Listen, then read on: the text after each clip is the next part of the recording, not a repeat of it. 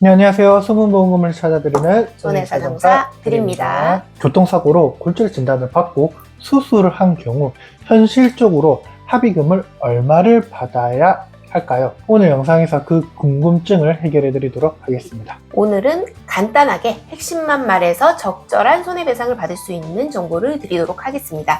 오늘 내용은 자동차 보험 약관 기준이므로 소송을 통해서 지급받는 손해배상과는 차이가 날 수 있습니다. 골절로 수술을 하셨다면 아래의 항목에 대해서 제대로 보상받는지 확인 꼭 하셔야 합니다. 첫 번째, 위자료입니다. 위자료 산정은 상해 급수에 따라서 15만원에서 200만원 산정할 수도 있고요.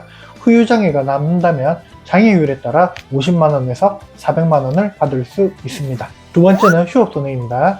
이번 기간 동안 세후 현실 소득액 또는 최저임금에서 85%를 지급받을 수 있습니다. 셋째는 간병비입니다. 상해급수에 따라 15일에서 60일까지 실제 입원 기간 동안 보상받을 수 있습니다. 넷째, 그 밖의 손해배상금, 통원 시 1일 8,000원의 지급을 받을 수 있습니다. 다섯째, 향후치료비입니다. 향후 예상되는 치료비인데요. 예를 들어서 금속 제거술, 흉터 성형술에 대해서 비용이 산정되어야 합니다. 마지막으로는 상실 수익액입니다.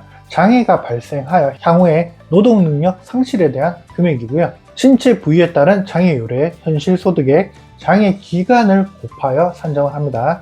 합의금에서 이 상실 수익이 굉장히 중요한 부분이라고 할 수 있습니다. 관절 주위 부위에 골절이 발생하여 수술까지 시행한 사고였다면 장애를 인정받을 수가 있는데요. 수술 후 관절에 완전 강직이거나 외상 후 관절염이 발생하거나 관절 유압술 등을 시행한 것이 아니라면 한시적인 기간 동안의 장애를 인정받게 됩니다. 자, 예를 들어 경골 하단에 분쇄 골절 진단을 받으시고 수술하신 분들이라면 현실적인 합의금을 산정해 보겠습니다. 소득은 일용임금으로 산정할게요. 경골 하단의 경우에는 족관절 부위의 운동장애가 예상됩니다. 장애율은 통상적으로 14%의 장애율을 산정받을 수 있고요. 아까 설명드린 합병증이 없다면 3년에서 5년 정도의 장애 기간이 예상이 됩니다. 위자료는 경골 하단의 분쇄골절의 경우 상해 2급에 해당하므로 176만원입니다. 휴업손해는 60일을 입원했을 경우 현재 320만원 곱하기 85%를 적용하면 540만원 정도입니다.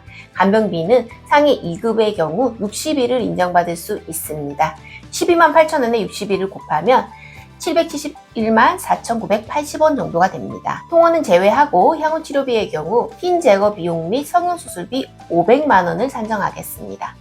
상실 수익액은 장애 기간을 3년 정도 인정받을 수 있다고 한다면 320만원에 14%를 곱하고요. 3년에 대한 오프만 개수를 적용하면 한 1,500만원 정도 산정이 됩니다. 경골 하단 분쇄골절 수술한 경우 무과실의 교통사고의 현실적인 합의금은 자동차 보험 약관 기준상 3,500만원 정도가 되는 겁니다.